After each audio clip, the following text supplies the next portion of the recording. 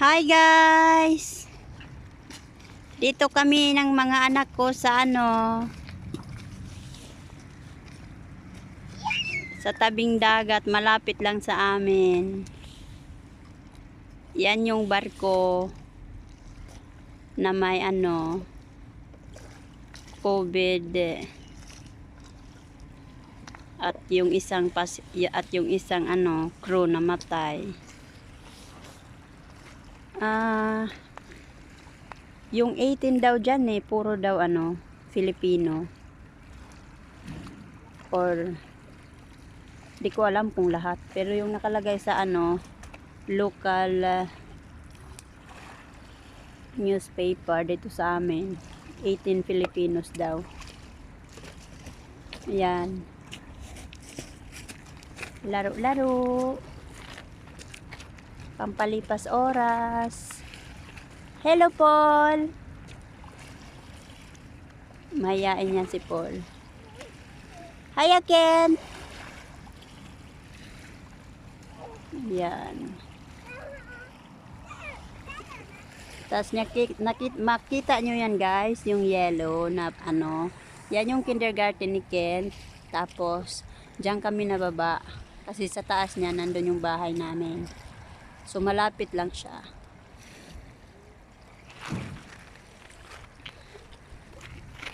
Tapos yan guys, dyan ako nagsugba ng hotdogs or pag may tuyo,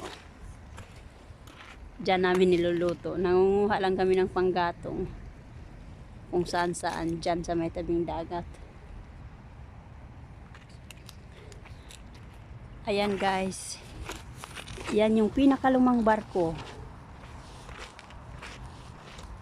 At alam nyo ba na ang dagat na to ay saksi nung panahon ng World War II. Kung meron niyang palatandaan dito kasi yung mga barko na yan dyan, yung mga shipping lines, malalaki yan. So pag dumadaong yan sila dito, yan sila careful kasi may mga dyan, yung mga bangka na nalunod ng World War II, nandyan pa yan. Pero may mga nakalagay na mark yan para hindi sila mabunggo. Kasi simula dyan hanggang doon, may mga barko yan sa ilalim na mga noong panahon pa ng World War II. Hanggang doon yan, doon sa may malapit sa biyanan ko.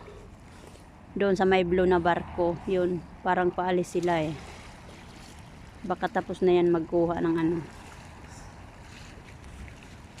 Kasi yan sila kumukuha ng iron dyan sa El Coabe. Kita nyo ba yan guys? Yan tingnan natin, i-zoom in natin yan. El Coabe, dyan sila kumukuha ng iron. Yung iron na yan naman, galing pa yan sa Sweden. So from Sweden, tinitake yan ng train. Yung tinatawag na iron train. Yung special lang talaga para sa mga iron na product na kinukuha nila. Tapos, doon binabagsak. Kasi sa Sweden kasi, ang mga malalaking barko, hindi makadaong doon pag winter. Ayusin mo anak! Kasi pag winter, nagpo-frozen yung dagat doon. Kaya yung mga malalaking barko, hindi pwedeng dumaong doon.